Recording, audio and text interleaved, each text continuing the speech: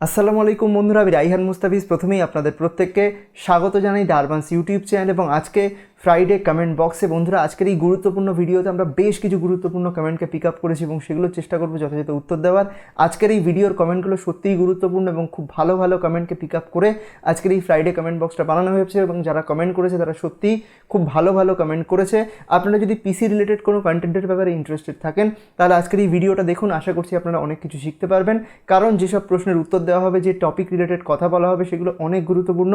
তাছাড়াও যদি আজকে আমরা কথা বলি আমাদের সোশ্যাল মিডিয়া বিভিন্ন শাউট আউটের ব্যাপারে, তারা রয়েছেন মেহরাব হোসেন ভাই, তারপর রয়েছেন নুহাস ভাই এবং রয়েছেন রাকিব সরকার ভাই। আপনাদের প্রত্যেককে অনেক বেশি ধন্যবাদ দ্য অ্যাডভান্সের সঙ্গে জুড়ে থাকার জন্য। আপনারা যদি জুড়ে থাকতে চান তাহলে ফলো করে নিন আমাদের সোশ্যাল মিডিয়া বিভিন্ন পেজ, যেমন ফেসবুক, ইনস্টাগ্রাম, টুইটার। তাছাড়াও আজকের এই গুরুত্বপূর্ণ ভিডিওটা পুরোটা দেখার সাথে সাথে দ্য অ্যাডভান্সের চ্যানেলকে করে দেবেন সাবস্ক্রাইব। আমি রাইহান মুস্তাফিজ। আসসালামু আলাইকুম বন্ধুরা, তাহলে চলুন আর দেরি না করে ভিডিওটা শুরু করা যাক। বন্ধুরা আজকে আমরা প্রথম কমেন্ট পিক আপ করেছি রফি আল ইসলাম ভাইয়ের তরফ থেকে। উনি বলছেন #ফ্রাইডে কমেন্ট বক্স। ভাইয়া, আমার মাথায় একটা প্রশ্ন ঘুরপাক খাচ্ছিল, উত্তর পেলে খুশি হব। যখন আমরা এপিইউ দিয়ে কোনো পিসি বিল্ড করি সেটার ভির্যাম মেন র্যাম থেকে শেয়ার হয়। এখন যদি একটা এপিইউ এর সঙ্গে ডেডিকেটেড গ্রাফিক্স কার্ড লাগাই তাহলেও কি এপিইউ এর আইজিপিইউ এর ভির্যাম মেন র্যাম থেকে শেয়ার করবে? Love from Bangladesh. তো রফি আল ইসলাম ভাই খুব ভালো প্রশ্নটা করেছেন, সেটার উত্তর দেব। সেটা ডিপেন্ড করে আপনার ওপর।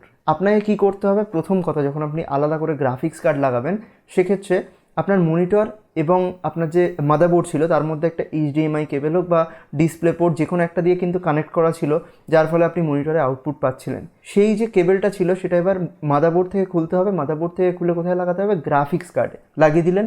লাগিয়ে দেওয়ার পরে আপনার মাদারবোর্ডের বায়োসে চলে যাবেন। মাদারবোর্ডের বায়োসে গিয়ে আপনাকে সিম্পলি কী করতে হবে? আপনার যে এপিইউ ছিল সেই এপিইউটাকে টার্ন অফ করে দিতে হবে। এপিইউটা যদি টার্ন অফ হয়ে যায় তাহলে শুধুমাত্র আমাদের গ্রাফিক্স কার্ড কাজ করবে। তার ফলে আমাদের এপিইউ আর ভির্যামটা মেন র্যাম থেকে ইউজ করবে না, মানে শুধু আমাদের গ্রাফিক্স কার্ডের মধ্যে যে ভির্যাম ছিল সেটাই ইউটিলাইজেশন হবে। আমাদের মেন র্যাম পুরোপুরি ক্লিয়ার হয়ে যাবে। আমাদের মেন র্যামের মধ্যে যে 2GB বা 1.5GB যেটা আমাদের ভির্যাম হিসেবে অ্যালোকেটেড ছিল সেটা কিন্তু পুরো ক্লিয়ার হয়ে যাবে, মানে একদম ডাইরেক্টলি আমাদের গ্রাফিক্স কার্ড কাজ করবে। আমাদের এপিইউ এর মধ্যে যে আইজিপিইউ ছিল সেটা কিন্তু আর কাজ করবে না। এবং এটার সলিউশন হচ্ছে সিম্পল। আশা করছি আপনাকে বোঝাতে পারলাম। খুব ভালো প্রশ্ন ছিল বাই দ্য ওয়ে। চলে যাব সেকেন্ড প্রশ্নের দিকে, যেটা করেছেন সাহিন এফ। উনি বলছেন #ফ্রাইডে কমেন্ট। ভাইয়া, আমি একজন ফ্রি ফায়ার গেমার। ভাইয়া, উইদাউট জিপিইউ i5 10400 দিয়ে only free fire gaming plus streaming করা যাবে কিনা জানালে উপকৃত হতাম। তো সাহিন এফ ভাই, আপনাকে এটাই বলতে চাইবো, উইদাউট জিপিইউ কেন আপনি পিসি বিল্ড করতে চাইছেন? কেন i5 11400 এর মতো পাওয়ারফুল একটা প্রসেসর আপনি নিতে চাইছেন? যদিও যথেষ্ট ভালো একটা প্রসেসর, কিন্তু ওখানে যে আইজিপিইউ রয়েছে সেটা অতটা পাওয়ারফুল নয়। আপনাকে আমি বলবো, যদি আপনি গেমিং প্লাস স্ট্রিমিং করতে চান, আপনি একটা বেসিক প্রসেসর, যেমন ধরুন আপনি চুজ করতে পারেন হচ্ছে i3 10100। সেটা অনেকটাই কম পাওয়ারফুল অ্যাজ এ প্রসেসর, কিন্তু তার সঙ্গে যদি আপনি 1050 Ti এর মধ্যে একটা গ্রাফিক্স কার্ড লাগান সেটা কিন্তু আপনার গেমিংকে অনেক ভালো করবে। সেটা আপনি যে কোনো গেমিং করুন, কিন্তু সেটা যেহেতু মোবাইল বেসড গেমিং তাই অতটা বেশি চাপ কিন্তু আমাদের কম্পিউটারের ওপর পড়ে না, গ্রাফিক্সের ওপর পড়ে না। সেক্ষেত্রে আপনি চাইলে আমাদের AMDর তরফ থেকে যে প্রসেসরগুলো রয়েছে সেটা হচ্ছে 3000 সিরিজ হোক বা 5000 যে নতুন সিরিজ রয়েছে, যেটা আমি অতটা বেশি রেকমেন্ড করি না। আপনি 3000 সিরিজের যে 3200G বা 3400G যদি সস্তায় পেয়ে যান, মানে মোটামুটি 15-16 হাজার টাকায় যদি সস্তায় পেয়ে যান, তাহলে সেটা দিয়ে পিসি বিল্ড করুন এবং তার সঙ্গে 16GB র্যাম লাগান, 8GB এর দুটো চ্যানেলের র্যাম লাগান, তাহলে সেটা আপনাকে অনেক ভালো পারফরমেন্স দেবে। আর না হলে আপনি একটা কাজ করুন, আপনি i3 10 জেনারেশন নিন এবং তার সঙ্গে GTX 1050 Ti এই গ্রাফিক্স কার্ডটা লাগান, যথেষ্ট ভালো পারফরমেন্স পাবেন। আপনার ওভারঅল কাজের জন্য অনেক ভালো হবে। আশা করছি উত্তরটা পেলেন। চলে যাব পরবর্তী প্রশ্নের দিকে, যেটা করেছেন TH White 444। উনি বলছেন #ফ্রাইডে কমেন্ট। 35,000 টাকার মধ্যে বেস্ট গ্রাফিক্স কার্ড প্লিজ। 35,000 টাকার মধ্যে বর্তমান সময় গ্রাফিক্স কার্ড বেশি কিছু অ্যাভেলেবেল নেই। নর্মাল সময় হলে আমি আপনাকে আরামসে বলতাম আপনি RTX 2060 নিন, যথেষ্ট ভালো অপশান। 35,000 থেকেও কম প্রাইসে এক সময় পাওয়া যেত, কিন্তু বর্তমান সময় যেহেতু গ্রাফিক্স কার্ডের দাম অনেক বেশি, আমি আপনাকে বলবো আপনি 1660 যেটা নর্মাল রয়েছে সেটা আরামসে 35,000 মধ্যে পেয়ে যাবেন। সেই নর্মাল 1660 দিয়ে পিসি বিল্ড করুন, যথেষ্ট ভ্যালু ফর মানি বর্তমান সময় অনুযায়ী। যদিও নর্মালি যদি কথা বলি গ্রাফিক্স কার্ডের প্রাইসিংয়ে অনেক বেশি চলছে বর্তমানে, কিন্তু বর্তমান সময় অনুযায়ী 1660 আপনি নিতে পারেন। যদি আরেকটু বাজেট থাকে বা একটু সস্তায় পেয়ে যান 1660 Ti এর দিকে চেষ্টা করুন। আর RTX 2060 হলে তো কথাই নেই, কিন্তু ওটার দাম অনেক বেশি। তো আপনার জন্য এই দুটো গ্রাফিক্স কার্ড মানে 1660 বা 1660 Ti এই দুটো হচ্ছে রেকমেন্ডেড 35,000 টাকার মধ্যে। আশা করছি উত্তরটা পেয়েছেন। চলে যাওয়া পরবর্তী প্রশ্নের দিকে, যেটা করেছেন মীর ওয়াসি বিন নিজাম। উনি বলছেন #ফ্রাইডে কমেন্ট বক্স। ভাইয়া আমি আগেও কমেন্ট করেছি কিন্তু রিপ্লাই পাইনি, সরি। ভাইয়া আমি যদি দুটো HDMI কেবল নিয়ে আমার GPU এর সঙ্গে কানেক্ট করার পর যদি একটা কেবল গেমিং মনিটরে এবং অন্য কেবলটা যদি আরেকটা মনিটরে কানেক্ট করি তাহলে কি কোনো ইস্যু হবে? এবং আমি স্ট্রিমিং করতে চাই, উনি বলছেন যে আমি স্ট্রিমিং করবো, তাহলে কি কোনো ইস্যু হবে? কারণ আমার একটা GPU এবং সেখানে দুটো মনিটর কানেক্ট করেছি। প্লিজ ভাইয়া অ্যান্সারটা দেবেন এবং দিলে খুব খুশি হতাম। তো ভাই আপনার প্রশ্নের উত্তর দিতে পারিনি, আজকে দিয়ে দেবো, একদম ক্লিয়ার করে দেবো। খুব ভালো প্রশ্ন বাই দ্য ওয়ে। আপনার একটাই গ্রাফিক্স কার্ড রয়েছে এবং তার সঙ্গে আপনি দুটো মনিটর কানেক্ট করেছেন। সেখানে বলছেন যে একটাতে আপনি গেমিং করবেন আর একটাতে স্ট্রিমিংয়ের বাকি যে জিনিসগুলো থাকে সেগুলো অন করে রাখবেন। সেক্ষেত্রে পারফরমেন্সে কি কোনো ধরনের ল্যাগ আপনি দেখতে পাবেন? দেখতে পাবেন, সেটা খুব সামান্য। কারণটা বলছি, আপনি যে প্রথম মনিটরটা রয়েছে সেখানে আপনি গেমিং করছেন, সেখানে অনেক বেশি ইউটিলাইজেশন হচ্ছে এবং কতটা ইউটিলাইজেশন হচ্ছে সেটার উপর ডিপেন্ড করেন। ধরুন আপনি খুব হাই এন্ড গ্রাফিক্স কার্ড নিয়েছেন এবং আপনার যে গেমগুলো খেলছেন সেটা খুব একটা হাইফাই নয়, সেক্ষেত্রে আপনি আরেকটা মনিটর লাগালে কোনো যায় আসবে না। কিন্তু ধরুন আপনার গ্রাফিক্স কার্ড যেখানে খুব একটা বেশি পাওয়ারফুল নয় এবং আপনি একটা মোটামুটি হাই এন্ড গেমিং করছেন, আপনার গ্রাফিক্স কার্ড ভালো মতো ইউজ হচ্ছে, সেখানে আরেকটা ধরুন মনিটর আপনি লাগালেন। ধরুন সেখানে আপনি সিম্পলি একটা ভিডিও প্লে করলেন। আমি আপনাকে একটা উদাহরণ দিচ্ছি। ধরুন একটা মনিটর আপনি গেমিং করছেন, আরেকটা মনিটর সিম্পলি ভিডিও প্লে করলেন, সেটা একটা 1080p মনিটর। সেখানে যে 1080টা পিক্সেল রয়েছে সেটাকে পুশ করার জন্য কিন্তু গ্রাফিক্স কার্ডকে একটু পরিশ্রম করতে হয়। সেক্ষেত্রে সেইটুকুনি পাওয়ার আপনার রিকোয়ারমেন্ট হবে, সেটা জিপিউর ওপর একটু চাপ ক্রিয়েট করবে, কিন্তু খুব একটা বেশি তফাৎ দেখতে পাবেন না যদি আপনি খুব হাইফাই কিছু কাজ না করেন আরেকটা মনিটরের ওপর। এবং সেটা যদি 1080p মনিটর হয়, বিশেষ করে আপনি কোন রেজলিউশনের মনিটর সেটাও মানে ডিক্লেয়ার করেননি এখানে। যদি আপনি আরেকটা মনিটর সেটা যদি 1080p রেজলিউশনের হয় বা আপনি যদি রেজলিউশন কমিয়ে আরেকটা মনিটরকে যদি 1080pতে করে দেন, সেক্ষেত্রে অনেকটাই জিপিউর ওপর চাপ কমে যাবে, যেহেতু অনেক কম পিক্সেলকে পুশ করতে হবে। এটা পুরোপুরি ডিপেন্ড করবে যে আপনার জিপিউকে কতটা খাটতে হবে। ধরুন আপনি একটা মনিটরে চালিয়ে রেখেছেন একটা গেম, আরেকটা মনিটরে খুব হাই এন্ড একটা কোনো ভিডিও 8K ভিডিও আপনি প্লে করে দিলেন, বা আরেকটা মনিটরে ধরুন আপনি আরেকটা কোনো বেঞ্চমার্ক বা আরেকটা কোনো গেমিং কিছু রান করে দিলেন, সেক্ষেত্রে আপনার ইস্যু আসতে পারে। কিন্তু যদি নর্মাল কাজ করেন, ক্রোম ওপেন করেন, সেক্ষেত্রে কোনো ধরনের সমস্যা নেই। স্ট্রিমিংয়ের ক্ষেত্রে আপনি যে সফটওয়্যারগুলো চালাবেন সেটা যদি খুব হাই এন্ড হয়, সেক্ষেত্রে একটু চাপ পড়তে পারে জিপিউর ওপর, কিন্তু সেটা ডিপেন্ড করে যে গ্রাফিক্স কার্ড সেখানে কতটা বেশি জিনিস আউটপুট দিচ্ছে। এবং চেষ্টা করবেন আরেকটা যে সেকেন্ডারি মনিটর সেটা রেজলিউশন একটু কমিয়ে দিতে, তাহলে আপনার কাজ আরামসে হয়ে যাবে, কোনো সমস্যা নেই। আশা করছি খুব ভালো একটা প্রশ্ন করেছেন, আশা করছি উত্তরটা পেয়েছেন। প্রশ্নটা খুবই ভালো ছিল, ধন্যবাদ ভাই। চলে যাব পরবর্তী প্রশ্নের দিকে, যেটা করেছেন গ্যাংস্টার ভেগাস। উনি বলছেন #ফ্রাইডে কমেন্ট বক্স। রাইহান ভাই আপনার মাদারবোর্ডে কি TPM 2.0 আছে? প্লিজ আপনার উত্তরটা দেবেন। তো ভাই আমি B450 টমহক ম্যাক্স ইউজ করি MSI এর, যেটাতে আরামসে TPM 2.0 সাপোর্ট করে গেছে, কোনো সমস্যা আপাতত আমার হয়নি।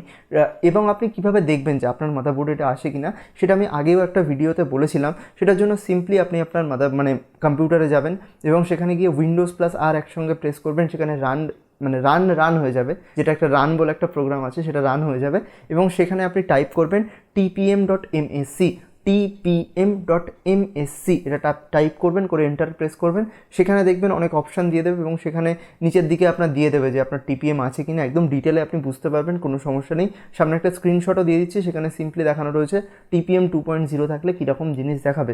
বাই দ্য ওয়ে, তার আগে আপনাকে অবশ্যই মাদারবোর্ডের বায়োসে গিয়ে TPMটাকে টার্ন অন করতে হবে। কিভাবে করবেন সেটার জন্য আলাদা করে একটা ভিডিও বানানো রয়েছে, Windows 11 সাপোর্ট করবে কিনা তার উপর। সেই ভিডিওটা পারলে দেখে নিতে পারেন, খুব ইজিলি একদম পুরো ডিটেলে বলা রয়েছে, সেই ভিডিওটা চাইলে প্লিজ দেখে নিন।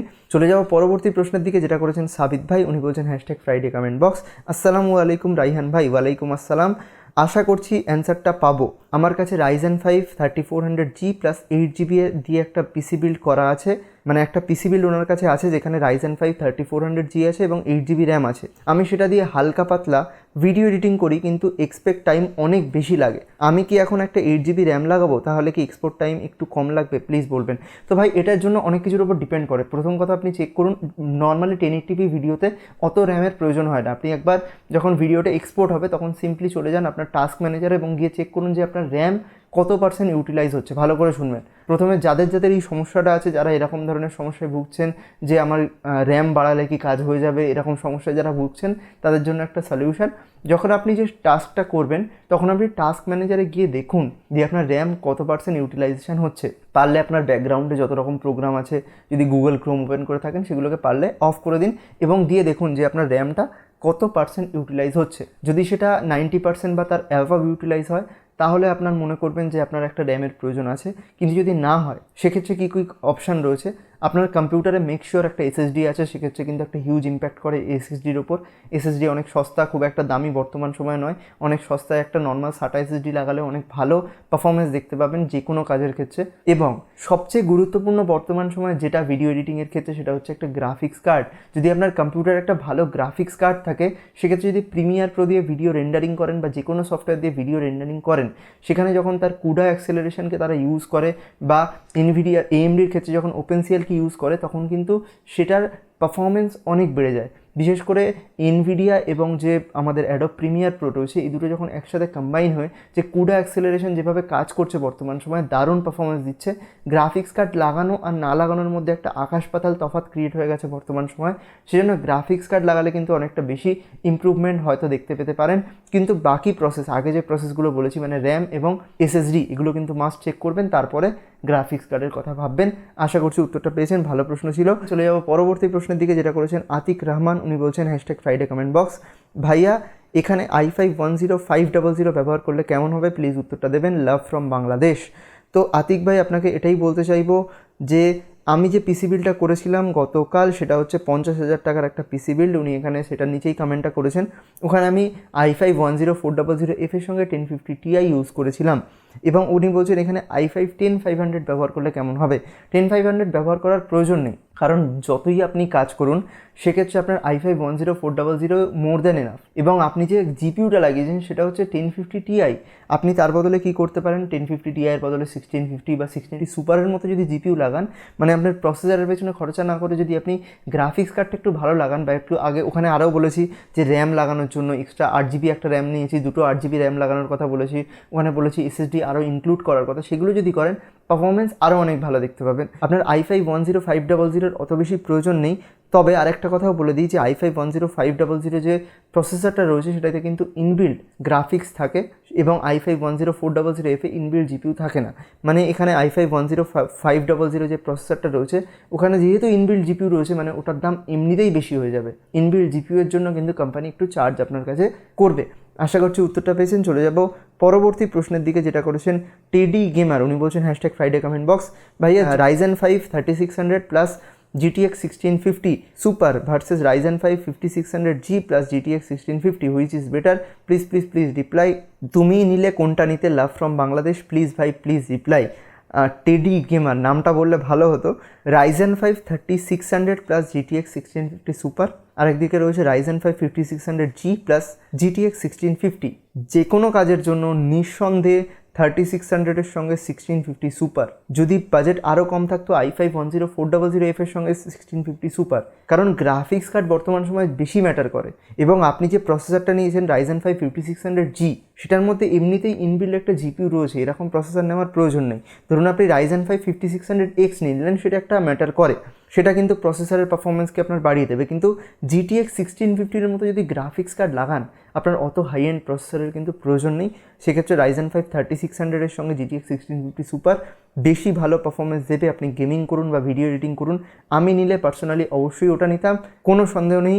আশা করছি উত্তরটা পেয়েছেন। চলে যাবো পরবর্তী প্রশ্নের দিকে, যেটা করেছেন বিডি গেমিং ওয়াইটি। উনি বলছেন #ফ্রাইডে কমেন্ট বক্স, ভাই 30,000 টাকার মধ্যে ভালো একটা গ্রাফিক্স কার্ড কিনতে চাই যেটা দিয়ে গেমিং আর ভিডিও এডিটিং করা যাবে, হেল্প করেন প্লিজ। তো ভাই বিডি গেমিং ওয়াইটি, আপনার নামটা বললে ভালো হতো। 30,000 টাকার মধ্যে বর্তমান সময় ভালো গ্রাফিক্স কার্ড কী রয়েছে আমাদের কাছে, একটাই রয়েছে, সেটা হচ্ছে 1650 সুপার, যেটা আমি একটু আগেই কথা বললাম। 1650 সুপার সেটা আপনার জন্য যথেষ্ট ভালো একটা অপশান 30,000 টাকার মধ্যে, যেহেতু গ্রাফিক্স কার্ডের দাম চরমভাবে বেড়ে রয়েছে। তবে যদি আপনি একটু কিছুদিন পর ওয়েট করেন, আশা করছি 1660ও হয়তো 30,000 টাকার মধ্যে আপনি পেয়ে যেতে পারেন। সেক্ষেত্রে যদি আপনি একটু ভালো দোকানে বার্গেনিং করে 30,000 টাকার মধ্যে 1660 নিতে পারেন বা 1660 Ti নিতে পারেন, অতটা হয়তো এক্সপেক্ট করবেন না, কিন্তু 1660 যদি নিতে পারেন 30,000 টাকার মধ্যে খুব ভালো অপশান হবে।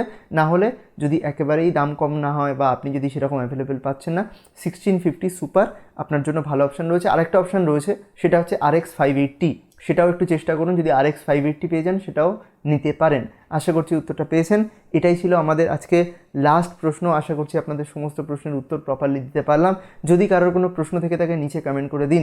এবং আজকের এই ভিডিওটা অনেক ভালো ভালো কমেন্ট এসছে, আপনাদের প্রত্যেককে অনেক বেশি ধন্যবাদ। এরকম ভালো ভালো কমেন্ট দিয়ে আমাকে সাহায্য করবেন, আমাদের টোটাল কমিউনিটিকে সাহায্য করবেন, যাতে আমরা আরও এরকম ভালো ভালো কন্টেন্ট আপনাদের জন্য নিয়ে আসতে পারি। তাছাড়াও একটা গিভঅ্যাওয়ে চলছে চ্যানেলে, অনেকেই সাবস্ক্রাইব করেছেন, অনেকেই সেটাতে পার্টিসিপেট করেছেন। যদি আপনি না করে থাকেন, যারা প্রিমিয়ার প্রো ইউজ করেন তাদের বলছি, যদি আপনি এই গিভঅ্যাওয়েতে পার্টিসিপেট না করে থাকেন অবশ্যই পার্টিসিপেট করুন। একটা প্রিমিয়ার প্রোর গিভঅ্যাওয়ে রয়েছে, সেটার লিঙ্ক আমি নিচে ডিসক্রিপশানে দিয়ে দেবো, আপনারা অবশ্যই সেটাতে পার্টিসিপেট করুন। আশা করছি আজকের এই ভিডিওতে ভালো লেগেছে। যদি ভিডিওটা ভালো লাগে আজকের এই ভিডিওটাকে একটা লাইক করে দেবেন, বন্ধুদের সাথে শেয়ার করে দেবেন, কমেন্ট করে জানাবেন ভিডিওটা কেমন লেগেছে। এবং এইরকম ধরনের টেক ভিডিও দেখার জন্য আরবান্সকে সাবস্ক্রাইব করে পাশে বেল আইকনটা জোরে প্রেস করে দেবেন। দেখা হবে এরকম একটা ইন্টারেস্টিং টেক ভিডিও নিয়ে। ততক্ষণ গুড বাই, আলবিদা।